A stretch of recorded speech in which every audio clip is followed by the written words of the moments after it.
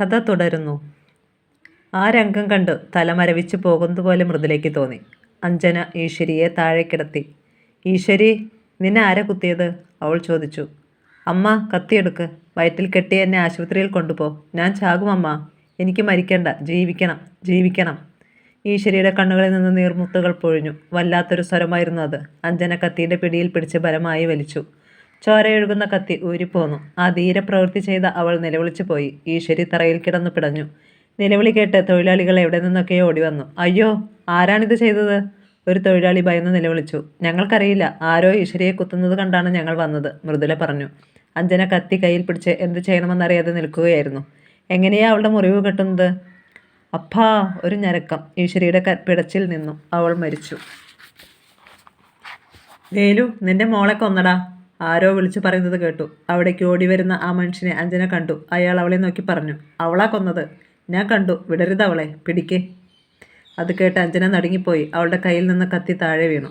തൻ്റെ മേലാക്കിയ ചോരയാണെന്ന് അവൾ കണ്ടു. അയാൾ കള്ളം പറയുകയാണ്. മൃദുല ശബ്ദമുയർത്തി. ഓടി വന്നവരെല്ലാം അവരെ നോക്കി. അവരെ കൊന്നത്. കത്തി പിടിച്ചിരിക്കുന്നത് കണ്ടോ? ഞാൻ കണ്ടതാ കുത്തുന്നത്. ഓടി വന്നവൻ പെൺകുട്ടികളുടെ നേരെ വിരൽ ചൂണ്ടി പറഞ്ഞു. എൻ്റെ മകളെ. ഒരു നിലവിളി. കങ്കാണി വേലു ഓടി വന്നു. കയ്യിൽ കൊടുവാൾ. കൊല്ലും ഞാൻ. ആ വരവ് കണ്ട അഞ്ജന ഭയഭ്രാന്തയായി. ഞങ്ങൾക്കറിയില്ല ആരാണ് കുത്തിയതെന്ന്. ഞാൻ ഈശ്വരിയെ രക്ഷിക്കാൻ ശ്രമിക്കുകയായിരുന്നു. തനിക്കെതിരെ കള്ളസാക്ഷി പറഞ്ഞവനോട് അഞ്ജന പറഞ്ഞു. തങ്ങളുടെ നിരപരാധിത്വം തെളിയിക്കാൻ അവൾ ശ്രമിച്ചു. കണ്ടോ അവളുടെ ദേഹം മുഴുവൻ ചോര? അയാൾ കൂടി നിന്നവരോട് ചോദിച്ചു. ഇവൾ കുത്തുന്നത് ഞാൻ കണ്ടതാണ്. വേലു പറഞ്ഞു വരുന്നത് കണ്ട് എന്ത് ചെയ്യണമെന്നറിയാതെ അവർ നിന്നു. അഞ്ജനെ, മൃദുല വിലപിച്ചു. ആളുകൾ തങ്ങളെ വളയുന്നത് അവൾ ശ്രദ്ധിച്ചു. വാടി. മൃദുല അഞ്ജനയുടെ കയ്യിൽ പിടിച്ചു വലിച്ചു. അവർ ജീവന് കൊണ്ട് ഓടി. കങ്കാണി മകളെ ഒന്നേ നോക്കിയുള്ളൂ. അയാൾ ജീവനായി വളർത്തിയ മകളുടെ ജഡത്തിൽ കെട്ടിപ്പിടിച്ച് നിലവിളിച്ചു. പിന്നീട് അയാൾ കോപത്തോടെ എഴുന്നേറ്റു. ആരാടാ എൻ്റെ മകളെ കൊന്നത്? അയാൾ അലറി. ആ ഓടുന്നത് കണ്ടോ? അവളുമാരാണ്, ചെറുപ്പക്കാരൻ പറഞ്ഞു. നീ കണ്ടോ? വേലു അവനോട് ചോദിച്ചു. കണ്ടു. അവളുടെ കയ്യിൽ കത്തി. ഇവരെല്ലാം കണ്ടതാണ്. അയാൾ മറ്റുള്ളവരെയും സാക്ഷികളാക്കി. നേരാണോ? വേലു തീ പാറുന്ന കണ്ണുകളോടെ അവരെ നോക്കി അലറി. കത്തി ഞങ്ങൾ കണ്ടു. അവർക്ക് നിഷേധിക്കാൻ കഴിഞ്ഞില്ല. വേലുവിനെ എല്ലാവർക്കും ഭയമാണ്. അവളെ ഞാൻ കൊല്ലും. വേലു ഓടിമറയുന്ന പെൺകുട്ടികളുടെ നേരെ നോക്കി. അത് നമ്മുടെ മുതലാളിയുടെ മോളാണ് വേലു, ഒരാൾ പറഞ്ഞു. ആരുടെ മോളാണെങ്കിലും കൊല തന്നെയാണ്. ആ ചെറുപ്പക്കാരൻ ആവേശം കൊണ്ടു. അവളെ വിടരുത്. നമ്മൾ വളഞ്ഞപ്പോൾ അവർ ഓടിയത് കണ്ടോ? നിരപരാധികളായിരുന്നെങ്കിൽ എന്തിനാണ് ഓടിയത്? ആരും അതിന് മറുപടി പറഞ്ഞില്ല. തൊഴിലാളികളാകെ ആശയക്കുഴപ്പത്തിലായിരുന്നു. ആ എസ്റ്റേറ്റിൽ ഈശ്വരിയെ പോലെ സുന്ദരിയായ മറ്റൊരു പെണ്ണില്ല. അവളിതാ മരിച്ചു കിടക്കുന്നു. അവളെ ഞാൻ കൊല്ലും. വേലു പെൺകുട്ടികൾ ഓടിയ വഴിയെ പാഞ്ഞു, കൊടുവാൾ ഓങ്ങിക്കൊണ്ട്. കുറേ പേർ അയാളെ പിന്നിൽ നിന്ന് പിടിച്ചു. വേലു, സാഹസം കാണിക്കരുത്. പോടാ നായ്ക്കളെ. മുതലാളി എനിക്ക് പുല്ലാണ്. കൊല്ലും ഞാൻ അവളുമാരെ. അയാൾ ഈറ്റ പുലിയെ പോലെ അവരെ കുടഞ്ഞെറിഞ്ഞിട്ട് ഓടി. ഈശ്വരിയെ ആരെങ്കിലും ഒന്ന് നോക്കിയാൽ താഴ്വര വിറപ്പിക്കുന്നവനാണ് വേലു. അപ്പോൾ അവളെ കൊന്നാലോ? ആ 2 പെൺകുട്ടികളെയും അയാൾ വെട്ടിക്കൊല്ലുമെന്ന് അവർക്ക് ഉറപ്പായിരുന്നു. തൊഴിലാളികൾ അയാളുടെ പിന്നാലെ ചെന്നു. അഞ്ജനയും മൃദുലയും തിരിഞ്ഞു നോക്കിയപ്പോൾ കൊലവിളിയുമായി വേലു പാഞ്ഞു വരുന്നത് കണ്ടു. മലയിൽ വെച്ച് തോക്കുമായി തങ്ങളുടെ പിന്നാലെ ചാൾസ് വന്ന രംഗമാണ് അവർ ഓർത്തത്. മരണം അടുത്തു വരുമെന്ന് കണ്ടിട്ടും അവർ ഓടി. റോഡിലെത്തിയപ്പോൾ ഭാഗ്യത്തിന് ഒരു ട്രാക്ടർ അതിലെ വന്നു. കൊളുന്തുമായി ഫാക്ടറിയിലേക്ക് പോവുകയായിരുന്നു ആ വണ്ടി. ട്രാക്ടറിൽ ചാടിക്കയറിക്കൊണ്ട് അഞ്ജന നിർദ്ദേശിച്ചു. ഞങ്ങളെ ബംഗ്ലാവിലെത്തിക്കണം, വേഗം. അയാൾ വേഗത കൂട്ടി. കാർ കാബിനിലിരിക്കാതെ പിന്നിൽ കൊളുത്തിട്ടിരിക്കുന്ന ബോക്സിലേക്ക് ചാടി. വേലു കുതിച്ചു വരുന്നത് കണ്ടു. വേഗം. മൃദുല ധൃതി കൂട്ടി. ബംഗ്ലാവിലെത്തിയ അവർ വേഗം അകത്ത് കയറി വാതിലടച്ചു. എന്താണ്? എന്തു പറ്റി? അവരുടെ പരിഭ്രാന്തി കണ്ട് അജിത് മേനോൻ ചോദിച്ചു. അഞ്ജന ഒറ്റ ശ്വാസത്തിൽ സംഭവം വിവരിച്ചു. കുഴപ്പമായല്ലോ കുട്ടികളെ. പുറത്ത് വേലുവിൻ്റെ വെല്ലുവിളിയും ആളുകളുടെ ആരവവും കേട്ട് അജിത് പറഞ്ഞു. നിങ്ങൾ മുറിയിൽ പോയി അടച്ചിരുന്നോളൂ. എന്ത് പ്രശ്നമുണ്ടായാലും വെളിയിൽ വരരുത്. മേനക അവരെ മുറിയിലേക്ക് കൊണ്ടുപോയി. എൻ്റെ മമ്മി. അഞ്ജന മമ്മിയെ കെട്ടിപ്പിടിച്ച് കരഞ്ഞു. ആരോ ഞങ്ങളെ ചതിച്ചതാണ്. 1.5 മണിക്കൂർ കഴിഞ്ഞാണ് അജിത് മേനോൻ അവിടേക്ക് വന്നതേ അയാൾ പറഞ്ഞു. ഒരു വിധത്തിൽ ഞാൻ ആ ജനക്കൂട്ടത്തെ തിരിച്ചയച്ചു. തോക്കുകാട്ടി ഭീഷണിപ്പെടുത്തേണ്ടി വന്നു. എന്തായാലും നിങ്ങൾ ഭയങ്കരമായ അപകടത്തിലാണ് ചെന്ന് ചാടിയിരിക്കുന്നത്. അഞ്ജനയ്ക്കും മൃദുലയ്ക്കും ഒരക്ഷരം ഉരിയാടാൻ കഴിഞ്ഞില്ല. അവർ ചോരപുരണ്ട വസ്ത്രങ്ങൾ മാറി പുതിയത് ധരിച്ചിരുന്നു. ഇവിടെ നിന്ന് നിങ്ങൾ മാറി നിൽക്കുന്നതാണ് നല്ലത്. നമ്മുടെ ഗസ്റ്റ് ഹൗസിൽ താമസിക്കാം. ഇപ്പോൾ അവിടെ ആരും വന്ന് നിങ്ങളെ കണ്ടുപിടിക്കുകയില്ല. ആരെയും അവിടേക്ക് അടുപ്പിക്കാതിരിക്കാൻ ഞാൻ കാവൽ ഏർപ്പെടുത്താം. അയാൾ മൃദുലയെ നോക്കി. സമ്മതമെന്ന ഭാവത്തിൽ മൃദുല ശിരസ്സിളക്കി. തൊഴിലാളികൾ അക്രമാസക്തരായാൽ ആകെ കുഴപ്പമാണ്. അവരുടെ യൂണിയനുകൾ പണ്ടത്തേക്കാൾ ശക്തമാണ്. നമ്മുടെ ബംഗ്ലാവും ഫാക്ടറിയും ഒക്കെ തീ വയ്ക്കാൻ ശ്രമിച്ചാൽ ആകെ പ്രശ്നമാകും. മൈ ഗോഡ്, അങ്ങനെയൊക്കെ സംഭവിക്കുമോ? മൃദുല വിറച്ചുകൊണ്ട് ചോദിച്ചു. ഈ തൊഴിലാളികളെ വിശ്വസിച്ചുകൂടാ. മുതലാളിമാരെ മുഴുവൻ കൊന്നുകളയണമെന്ന അവൻ്റെയൊക്കെ ആഗ്രഹം. എത്ര വിഷമിച്ചാണ് ഞാൻ ഇവരെയൊക്കെ നിയന്ത്രിക്കുന്നതെന്നറിയാമോ? മുതലാളിയുടെ മകൾ തൊഴിലാളിയെ കൊല ചെയ്താൽ അവർ സഹിക്കുമോ? ഞങ്ങൾ ആരെയും കൊന്നില്ല, അഞ്ജന പറഞ്ഞു. പക്ഷേ ആര് വിശ്വസിക്കും? നിങ്ങളെ കുത്തുന്നത് കണ്ടെന്നാണ് അവർ വിളിച്ചു കൂവിയത്. എൻ്റെ മക്കളെ ഞാൻ വിടില്ല, മേനക ഇടയ്ക്ക് കയറി പറഞ്ഞു. കൊല ചെയ്തവർ വേറെയാണ്. ആയിരിക്കാം, പക്ഷെ സാക്ഷികൾ ഇവർക്കെതിരാണ്, മേനോൻ പറഞ്ഞു. എന്തൊക്കെയാണെങ്കിലും നിങ്ങളെ ഇവിടെ നിന്ന് പോലീസ് അറസ്റ്റ് ചെയ്യില്ല. അത് ഞാൻ നോക്കിക്കൊള്ളാം. അതിനിപ്പോൾ നിങ്ങൾ ഒളിവിൽ പോകണം. ഞാൻ നല്ലൊരു ക്രിമിനൽ വക്കീലിനെ ഏർപ്പാട് ചെയ്യാം. എന്നിട്ട് കോടതിയിൽ നിന്ന് ജാമ്യം എടുക്കണം. നിങ്ങൾ ധൈര്യമായിരുന്നോ? ആരും ഒന്നും നിങ്ങളെ ചെയ്യില്ല. പക്ഷേ ഇനിയും നിങ്ങൾ അപകടത്തിൽ ചാടരുത്. ഞാൻ പറയുന്നത് അനുസരിക്കണം. അവർ സമ്മതിച്ചു. ഉടനെ തന്നെ ഗസ്റ്റ് ഹൗസിലേക്ക് കൊണ്ടുപോയി. 1 കിലോമീറ്റർ അകലെ മലയുടെ അറ്റത്തായിരുന്നു ആ മനോഹരമായ വീട്. ഒരു ചില്ലിക്കൊട്ടാരം. അവിടെ ഇരുന്നാൽ കവിത എഴുതാൻ തോന്നും. 3 വശവും താഴ്ച, താഴെ മരങ്ങൾ, അവയ്ക്ക് മീതെ മേഘങ്ങൾ പോലെ മൂടൽമഞ്ഞ്. പഞ്ഞിത്തുണ്ടുകൾ പോലെ അവ ആ ബംഗ്ലാവിനെ ചുറ്റി നിൽക്കുന്നു. വളരെ മനോഹരമായിരിക്കുന്നു ആ പ്രകൃതിയെങ്കിലും അവർക്ക് പേടി തോന്നി. അവിടെയൊക്കെ അപകടം പതിയിരിക്കുന്നുവെന്ന് തോന്നി. അഞ്ജനയോടൊപ്പം യാത്രയാകാൻ തോന്നിയ നിമിഷത്തെ മൃദുല ശപിച്ചു. എല്ലാവിധ സൗകര്യങ്ങളും അവിടെ ഉണ്ടായിരുന്നു. ഫോണും ഹീറ്ററും എല്ലാം. 2 പേർ അവിടെ കാവൽ നിന്നു. ആ വീടിൻ്റെ പൂമുഖത്ത് നിന്നാൽ 1 കിലോമീറ്റർ അകലെ എസ്റ്റേറ്റ് ബംഗ്ലാവ് കാണാമായിരുന്നു. അവർക്ക് വേണ്ട ഭക്ഷണപാനീയങ്ങൾ രഹസ്യമായി എത്തിച്ചു കൊടുത്തു. രാത്രി അവർ കുറേ നേരം ഉറങ്ങാതെയിരുന്നു. എങ്ങനെ ഉറങ്ങും? കൊടുവാളുമായി വന്ന വേലു ഏത് സമയവും ചില്ലുകൾ തകർത്ത് അകത്തേക്ക് വന്ന് തങ്ങളെ കൊല്ലുമെന്നവർ ഭയന്നു. ഹീറ്ററിൻ്റെ ചൂടിൽ അവർ എപ്പോഴോ മയങ്ങി. എന്തോ ജനലിൽ വന്നിരിക്കുന്ന ശബ്ദം കേട്ട് അഞ്ജന കണ്ണു തുറന്നു. പുറത്ത് നിലാവ്. ജനാലയ്ക്കിൽ ആരോ നിൽക്കുന്നത് അവർ കണ്ടു. പെട്ടെന്ന് ലൈറ്റിട്ടു. കറുത്ത ഗ്ലാസ്സിലേക്ക് മുഖം അമർത്തിയ അവൻ്റെ രൂപം വ്യക്തമായി. ഉള്ളിലൊരു നടുക്കം. ആ കൊലയാളി ചാൾസ്. പെട്ടെന്ന് അഞ്ജന ഉറക്കെ നിലവിളിച്ചു. നിലവിളി കേട്ട് മൃദുല ഞെട്ടിയണീറ്റു. അവളാകെ വിയർത്തുപോയി. പ്രേതം പോലെ വിളറി ഇരിക്കുന്ന അഞ്ജനയെ പിടിച്ചു കുലുക്കിക്കൊണ്ട് മൃദുല ചോദിച്ചു. എന്താടി? എന്തു പറ്റി? നീ വല്ല സ്വപ്നവും കണ്ടോ? അതിനു മറുപടിയായി അവൾ ജനാലയ്ക്കിലേക്ക് കൈ ചൂണ്ടി. സംസാരിക്കാൻ അവൾക്ക് ശക്തി കിട്ടിയില്ല. മൃദുല അത് കണ്ടു. ആ മനുഷ്യൻ ജനൽ ഗ്ലാസ്സിലൂടെ അകത്തേക്ക് നോക്കുന്നു. ചാൾസ്. മൃദുലയുടെ ശബ്ദം വിറച്ചു. അപ്പോൾ വാതിലിൽ മുട്ടുകേട്ടു. കാവൽ നിർത്തിയിരുന്നവരുടെ ശബ്ദം. അഞ്ജനയ്ക്കും മൃദുലയ്ക്കും ശ്വാസം നേരെ വീണു. തങ്ങൾ തനിച്ചല്ല. വേഗം ചെന്ന് വാതിൽ തുറന്നു. വീരപ്പനും തോമാച്ചനുമായിരുന്നു. കുഞ്ഞെ, എന്തുപറ്റി? എന്താ കരച്ചിൽ കേട്ടത്? അവർ ഏകസ്വരത്തിൽ ചോദിച്ചു. അത് കണ്ടോ? ആ കൊലയാളി വീണ്ടും വന്നു. അഞ്ജന ജനലിന് നേരെ കൈ ചൂണ്ടി. പക്ഷേ അയാൾ അവിടെ ഉണ്ടായിരുന്നില്ല. അവിടെ ആ ചാൾസ് ഉണ്ടായിരുന്നു. കൊലയാളി, അഞ്ജന പരിഭ്രാന്തിയോടെ പറഞ്ഞു. തോട്ടത്തിൽ വെച്ച് നിങ്ങളോട് ഏറ്റുമുട്ടിയില്ലേ? അവൻ തന്നെ. ഗ്ലാസുകൾ തകർത്ത് അവൻ അകത്തേക്ക് കടക്കാൻ തുടങ്ങുകയായിരുന്നു, മൃദുല പറഞ്ഞു. വീരപ്പനും തോമാച്ചനും ജനൽ തുറന്ന് വെളിയിലേക്ക് ലൈറ്റടിച്ചു. മൂടൽ മഞ്ഞിനിടയിലൂടെ വെളിച്ചം അഗ്നിവാൾ പോലെ കടന്നുപോയി. 10 അടിയിൽ കൂടുതൽ അതിന് കടന്നു ചെല്ലാൻ കഴിഞ്ഞില്ല. അതിൻ്റെ പരിധിയിലൊന്നും ആ കൊലയാളിയെ കണ്ടില്ല. നിങ്ങളൊന്നും ഭയപ്പെടേണ്ട, അവൻ്റെ കാര്യം ഞങ്ങളേറ്റു. തോക്കുമായി അവർ പുറത്തേക്ക് ഓടി. 2-4 നിമിഷങ്ങൾ കഴിഞ്ഞപ്പോൾ കാറ്റ് വീശി. മഞ്ഞുപോയി. നിലാവെളിച്ചത്തിൽ പരിസരം വ്യക്തമായി കാണാൻ കഴിഞ്ഞു. അഞ്ജനയും മൃദുലയും ജനലഴികളിൽ പിടിച്ച് പുറത്തേക്ക് നോക്കി നിന്നു. അവർ മറവിൽ നിന്ന് പ്രത്യക്ഷപ്പെട്ട് തങ്ങളുടെ കൈകളിൽ പിടിച്ച് പുറത്തേക്ക് വലിച്ചെങ്കിലോ? അഞ്ജന ജനലഴികളിൽ നിന്ന് കൈ പിൻവലിച്ചു. തോമാച്ചനും വീരപ്പനും അവിടേക്ക് പോകുന്നത് കണ്ടു. മറിഞ്ഞിരുന്ന ചാൾസിനെ അവർ പിടികൂടിയെന്ന് തോന്നി. 3 പേരും പൊരിഞ്ഞ സംഘടന നടത്തുന്നത് കണ്ടു. കൊലയാളി തോമാച്ചൻ്റെ തല അടിച്ചു പൊളിച്ചിട്ട് വീരപ്പനെ നേരിട്ടു. അയാളെ അടിച്ചു വീഴ്ച് തോക്കിൻ്റെ പാത്തി കൊണ്ട് തല്ലുന്നത് കണ്ട് മൃദുലയും അഞ്ജനയും ഭയന്ന് എന്ത് ചെയ്യണമെന്നറിയാതെ നിന്നു. അവരെ കൊന്നുകളഞ്ഞിട്ട് അവൻ ഗസ്റ്റ് ഹൗസിലേക്ക് വരും. അതിനു മുമ്പ് അവിടെ നിന്ന് ഓടിക്കളയുന്നതാണ് ബുദ്ധി. പക്ഷേ പുറത്തിറങ്ങിയാൽ ചാൾസിൻ്റെ ആളുകൾ അവിടെ നിൽക്കുന്നില്ലെന്ന് എന്താണ് ഉറപ്പ്? ഒരു കരുതലുമില്ലാതെ അയാൾ ഇവിടേക്ക് വരാൻ ധൈര്യപ്പെടുമോ? ആ കൊലയാളി അജിത്ത് അങ്കിളിൻ്റെ ഗുണ്ടകളെ അടിച്ചു വീഴ്ചിട്ട് 1 നിമിഷം നോക്കി നിന്നു. പിന്നെ വീണ് കിടന്ന തോക്ക് അവരുടെ നേരെ ഇട്ടിട്ട് ഇരുളിലേക്ക് പോയി. അഞ്ജന ഫോണെടുത്ത് ബംഗ്ലാവിലേക്ക് വിളിച്ചു. അജിത് മേനോൻ അറ്റൻഡ് ചെയ്തു. അങ്കിൾ, ആ കൊലയാളി വന്നു. അവൻ വീരപ്പനെയും തോമാച്ചനെയും അടിച്ച് ബോധം കെടുത്തി. ഞങ്ങളെ കൊല്ലും, അവൾ ഒറ്റ ശ്വാസത്തിൽ പറഞ്ഞു. വാതിലുകളും ജനലുകളും അടച്ച് അവിടെ തന്നെ ഇരുന്നുകൊള്ളൂ. ഞാനിതാ വരുന്നു. അങ്കിൾ ഫോൺ വെച്ചു. 4 നിമിഷം കഴിഞ്ഞപ്പോൾ ബംഗ്ലാവിൽ നിന്ന് കാർ വരുന്ന വെളിച്ചം അവർ കണ്ടു. അപ്പോഴേക്കും അവശരായ വീരപ്പനും തോമാച്ചനും എഴുന്നേറ്റ് വന്നു. വന്നയുടനെ അജിത് മേനോൻ വിവരങ്ങൾ മനസ്സിലാക്കി. ഇതിനാണോടാ നിന്നെയൊക്കെ തീറ്റ തന്ന് പോറ്റുന്നത്? മേനോൻ ഗുണ്ടകളോട് ദേഷ്യപ്പെട്ടു. കയ്യിൽ കിട്ടിയ അവനെ വിട്ടുകളഞ്ഞല്ലോ നിങ്ങൾ.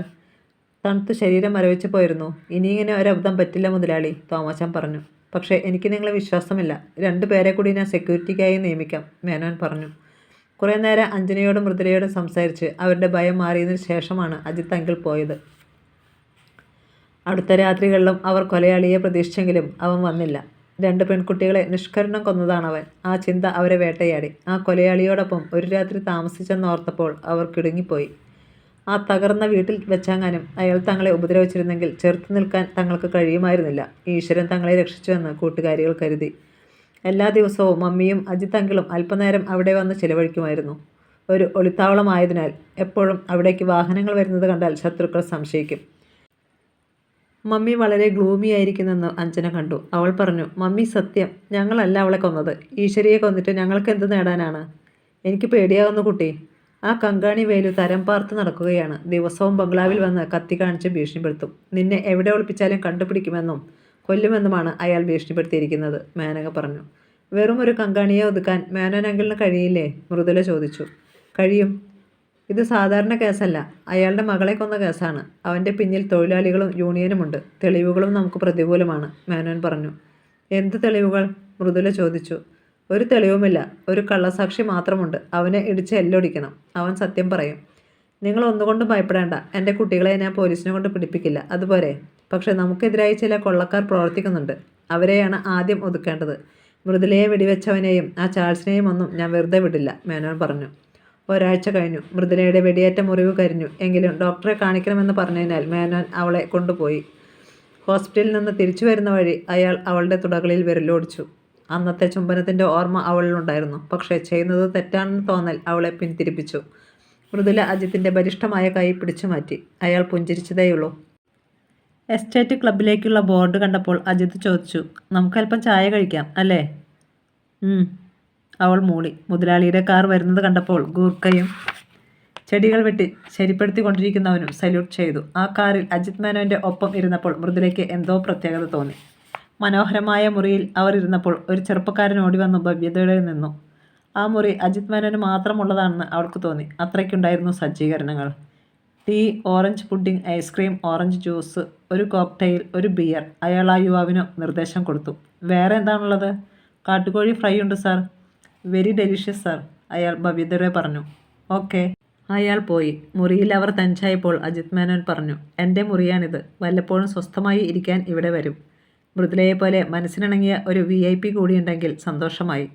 വളരെ സരസമായി സംസാരിച്ച് അയാൾ അവളോട് ഇടപെട്ടു.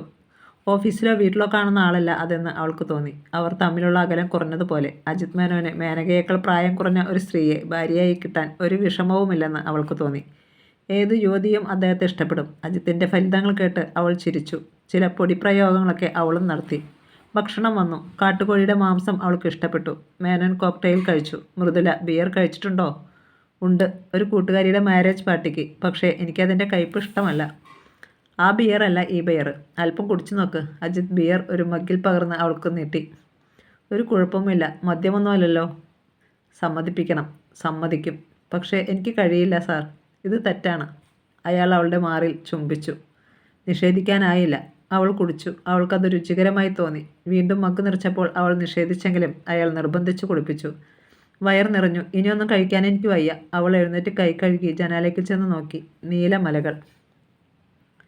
മുറിവ് പൂർണ്ണമായും ഭേദമായോ? അജിത്ത് അവളുടെ പിന്നിൽ വന്ന് അവളുടെ വെടിയേറ്റ ഭാഗത്ത് തടവി. കൈകൾ തോളിലമർന്ന് തെറിഞ്ഞു. അയാൾ അവിടെയും ചുംബിച്ചു. അവൾ തിരിഞ്ഞു നോക്കി. അയാൾ അവളെ സാവധാനം ചേർത്തണച്ചു. കൈകൾ ശരീരത്തിലൂടെ ഇഴഞ്ഞു. വികാരത്തിൻ്റെ തിരത്തള്ളലുണ്ടായെങ്കിലും അവൾ ചോദിച്ചു, ഇത് തെറ്റല്ലേ? എൻ്റെ ഭാര്യയ്ക്ക് ഇതിലൊട്ടും താല്പര്യമില്ല. എൻ്റെ ജീവിതമാണ് തകരുന്നത്. മൃദുലയ്ക്കറിയാമോ? വേണ്ട, ഞാൻ അഞ്ജനയോട് തെറ്റ് ചെയ്യാൻ പാടില്ല. നമുക്ക് പോകാം. നിന്നെ എനിക്കിഷ്ടമാണ്. പക്ഷേ മേനക ആൻറ്റി. അവൾ എന്തോ പറയാൻ വന്നത് അയാൾ തടഞ്ഞു. അവളെക്കുറിച്ച് പറയണ്ട. അവൾ നമുക്കൊരു തടസ്സമാവില്ല. ഞാൻ നിന്നെ സംരക്ഷിക്കാം. ഒരു കീപ്പായിട്ടോ? അല്ല, ഭാര്യയായിട്ട്. അഞ്ജന സമ്മതിക്കുമെന്ന് കരുതുന്നുണ്ടോ? അവൾ അയാളുടെ മുഖം പിടിച്ചുയർത്തി. എനിക്ക് ആലോചിക്കാൻ സമയം തരണം. ഒരാപത്തിലെടുത്ത് ചാടാൻ ഞാൻ തയ്യാറില്ല. മൃദുലേ, ഞാൻ നിന്നെ സ്നേഹിക്കുന്നു. എത്ര സുന്ദരിയാണ് നീ. നീ ആലോചിക്കേ. യുക്തമായ ഒരു തീരുമാനമെടുക്ക്. ഞാൻ കാത്തിരിക്കാം. പെണ്ണിനെ കാണുമ്പോൾ സ്വയം മറക്കുന്നവനല്ല ഞാൻ.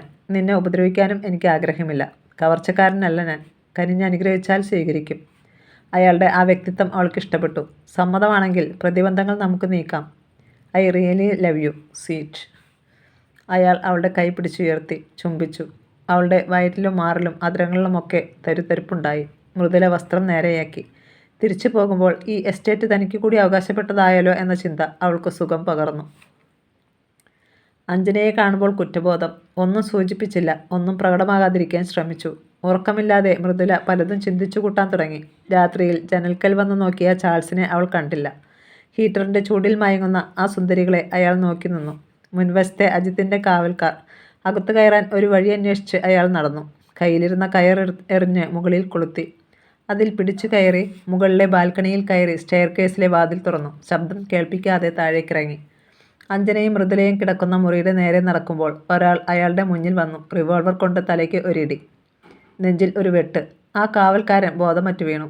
മുറിയിൽ കണ്ട തുണി കൊണ്ട് അവൻ്റെ വായ മൂടിക്കെട്ടി. കൈകൾ പിന്നോട്ടാക്കി കെട്ടി. ഒരിടി കൂടി കൊടുത്ത് അവനെ തളർത്തിയ ശേഷം സ്റ്റെയർ കേസിനടിയിലേക്ക് വലിച്ചു കൊണ്ടുപോയി ഒളിപ്പിച്ചു.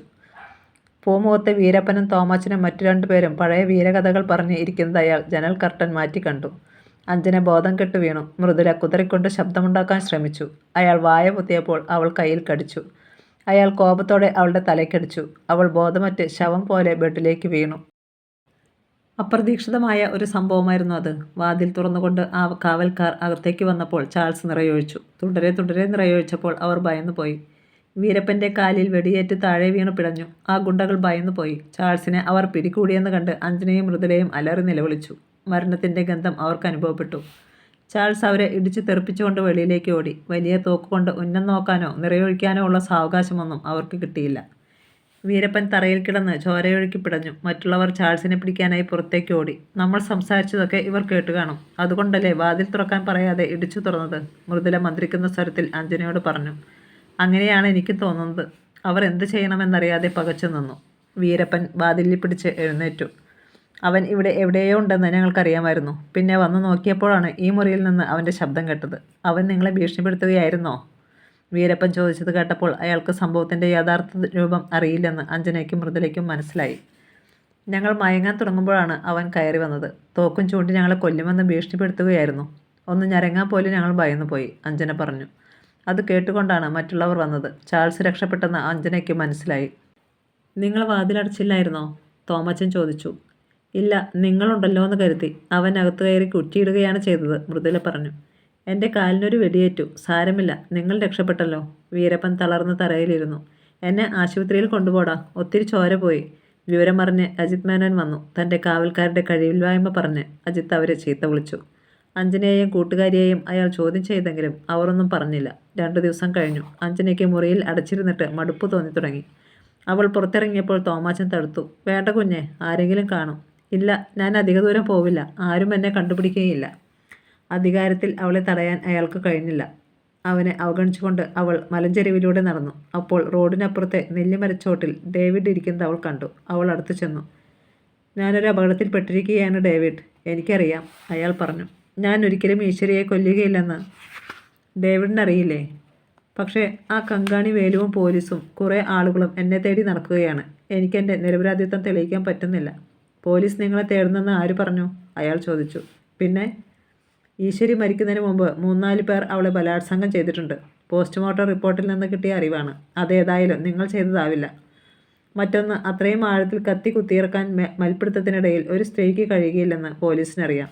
ഈശ്വരോ, അപ്പോൾ പോലീസ് ഞങ്ങളെ തേടുന്നില്ലേ? അവൾ അവിശ്വസനീയതയോടെ ചോദിച്ചു. ഇല്ല, പക്ഷേ ആ കൊല ചെയ്യുന്നത് കണ്ട സാക്ഷികൾ നിങ്ങളാണ്. നിങ്ങൾ പോലീസിൽ മൊഴി കൊടുക്കേണ്ടി വരും. അതൊന്നും സാരമില്ല, അഞ്ജന പറഞ്ഞു. ഞങ്ങൾക്കെതിരെ കള്ളസാക്ഷി പറഞ്ഞവരുണ്ടല്ലോ. ഞങ്ങളാണ് ഈശ്വരിയെ കൊന്നതെന്ന്. പ്രഭാകരൻ എന്നൊരുത്തനാണ് അത്. ഞാനും എൻ്റെ കൂട്ടുകാരും അവനെ തെരഞ്ഞുകൊണ്ടിരിക്കുകയാണ്. അവൻ ഒളിവിലാണ്. യഥാർത്ഥ കൊലയാളി ആരാണെന്ന് അവനറിയാം. അഞ്ജന അവനെ കണ്ടാൽ തിരിച്ചറിയില്ലേ? ഉവ്, അതുമതി. അവർ സംസാരിച്ചു കൊണ്ട് നിൽക്കുമ്പോൾ അജിത് മേനോൻ്റെ ജീപ്പ് റോഡിലൂടെ പാഞ്ഞു വന്നു. അയാൾ ജീപ്പ് നിർത്തിയിറങ്ങി. അഞ്ജനെ, നിന്നോട് ആരാണ് ഇവിടെ വരാൻ പറഞ്ഞത്? അയാൾ പരുഷമായി സംസാരിച്ചുകൊണ്ട് അവിടേക്ക് വന്നു. ഞാൻ വെറുതെ നടക്കാനിറങ്ങിയതാണ്, അവൾ പറഞ്ഞു. ഇത്തരം നാരികളുമായാണോ നിനക്ക് കൂട്ടുകെട്ട്? നിന്റെ അന്തസ്സിന് ചേർന്നതാണോ ഇത്? അയാൾ ഡേവിഡിനെ നോക്കി ചോദിച്ചു. അങ്കിൾ, ഡേവിഡ് എൻ്റെ ഫ്രണ്ടാണ്. സ്റ്റോപ്പ് ഇറ്റ്, അയാൾ മുന്നറിയിപ്പ് കൊടുത്തു. എന്താടാ നിനക്ക് പെലിക്കൻ എസ്റ്റേറ്റിലെ പെണ്ണുമായി ശൃംഗാരം? അയാൾ ഡേവിഡിനെ കഴുത്തിന് പിടിച്ച് തള്ളാനായി ചെന്നു. ഡേവിഡിൻ്റെ മുഖം ചുവന്നു. താൻ പോടോ.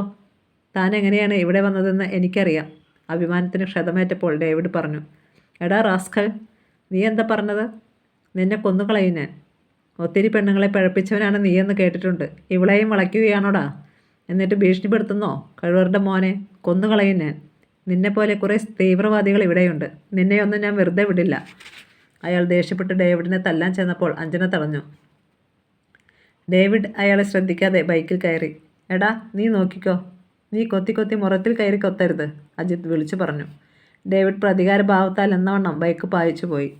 അങ്കിൾ ചെയ്തത് ശരിയല്ല, അഞ്ജന അജിത്തിനോട് പരിഭവിച്ചു. അവൾക്ക് അയാളുടെ പ്രവൃത്തി തീരെ ഇഷ്ടപ്പെട്ടില്ല. ഇത്തരം തെമ്മാടികളോടാണോ നിനക്ക് കൂട്ട്? നിന്നോട് ആരാണ് ഇവിടെ വരാൻ പറഞ്ഞത്? അവനൊക്കെ ചതിയന്മാരാണ്. ആ ചാൾസിനും ഇവനും ബന്ധമുണ്ട്. നക്സലൈറ്റുകളാണോ എന്ന് പോലീസിന് സംശയമുണ്ട്. ഞാൻ CIയെ വിളിച്ച് പറയുന്നുണ്ട്. പട്ടിയുടെ അഹങ്കാരം തീർക്കണം. മേനോൻ ആരാണെന്ന് ഞാൻ അവനെ കാണിച്ചു കൊടുക്കും. അങ്കിൾ വെറുതെ അയാളോട് പ്രതികാരം ചെയ്യേണ്ട. അയാളൊരു സാധുവാണ്, നക്സലൈറ്റുമല്ല, ഒന്നുമല്ല. അഞ്ജന അയാളോടൊപ്പം ജീപ്പിൽ കയറി. അപ്പോൾ ചാൾസ് പറഞ്ഞതും ഡേവിഡ് പറഞ്ഞതുമായ കാര്യങ്ങൾ അവൾ മനസ്സിലിട്ട് രൂപപ്പെടുത്തുകയായിരുന്നു. ജീപ്പിലിരുന്ന തോക്ക് അവളെടുത്ത് പിടിച്ചു. എപ്പോഴും ഒരു ആയുധം കയ്യിൽ വേണമെന്ന് അവൾക്ക് തോന്നി. മമ്മിയെ കാണണം, അവൾ ഉറപ്പിച്ചു. ഇതുവരെ മമ്മി തന്നോട് മനസ്സ് തുറന്ന് സംസാരിച്ചിട്ടില്ല. ഡേവിഡ് ബൈക്കോടിച്ച് സിറ്റിയിലെത്തിയപ്പോൾ ഒരു കൂട്ടുകാരൻ വന്ന് പറഞ്ഞു, പ്രഭാകരൻ വന്നിട്ടുണ്ട്. എവിടെ? അവൻ ചീട്ടുകളി കോറത്തിലുണ്ടായിരുന്നു. എന്നെ കണ്ടപ്പോൾ അവനൊന്ന് പരുങ്ങി. ഇപ്പോൾ ഏതു സമയവും അവൻ്റെ എളിയിലൊരു കത്തിയുണ്ട്. എന്തിനാണത്? അവന് തന്നെ അറിയാം. നമ്മളെ പേടിപ്പിക്കാനായിരിക്കും. വാ, കയറ്. അവൻ കള്ളസാക്ഷി പറഞ്ഞത് എന്തിനാണെന്ന് അറിയണം. അവർ മലഞ്ചെരിവിലൂടെ ലായങ്ങൾ കടന്നു പോയി. ഒരു വേലിക്കടുത്തെത്തിയപ്പോൾ തലയിൽ കെട്ടുകെട്ടി ബീഡി വലിച്ചുകൊണ്ട് പ്രഭാകരൻ വരുന്നത് കണ്ടു. ബൈക്ക് കണ്ട് അവൻ ഓടി. അവർ പിന്നാലെ എത്തി പിടികൂടി. എന്നെ തൊട്ടു പോവരുത്, അവൻ കത്തിയെടുത്തു. ഇല്ലടാ, നിന്നെ ഉമ്മവയ്ക്കാൻ പോവുകയാണ്. ഡേവിഡ് കത്തി തട്ടിക്കളഞ്ഞിട്ട് ആക്രമിച്ചു. പൊരിഞ്ഞ യുദ്ധം നടന്നു. ഡേവിഡും കൂട്ടുകാരൻ സിബിയും കൂടി അവനെ അടിച്ച് പരുവത്തിലാക്കി. നീ എന്തിനാണ് അഞ്ജനയ്ക്കെതിരെ കള്ളസാക്ഷി പറഞ്ഞത്? ഡേവിഡ് ചോദിച്ചു. അവൾ കുത്തുന്നത് ഞാൻ കണ്ടതാണ്, അവൻ പറഞ്ഞു. ഡേവിഡ് അവൻ്റെ മുഖമടച്ച് ഒന്ന് കൊടുത്തു. തല്ലല്ലേ, ഞാൻ ചാകും. നിന്നെ കൊല്ലും. ഈശ്വരീയ ബലാത്സംഗം ചെയ്തവരുടെ കൂടെ നീയും ഉണ്ടായിരുന്നോടാ. കള്ളം പറഞ്ഞ് രക്ഷപ്പെടാമെന്ന് നീ കരുതണ്ട. ഇല്ല, ഞാനില്ലായിരുന്നു. പിന്നെ ആരാണ്? എനിക്കറിയില്ല. നിനക്കറിയാം. ജീവൻ വേണമെങ്കിൽ നീ പറഞ്ഞോ. ടേ, ഒരു വെടി പൊട്ടി.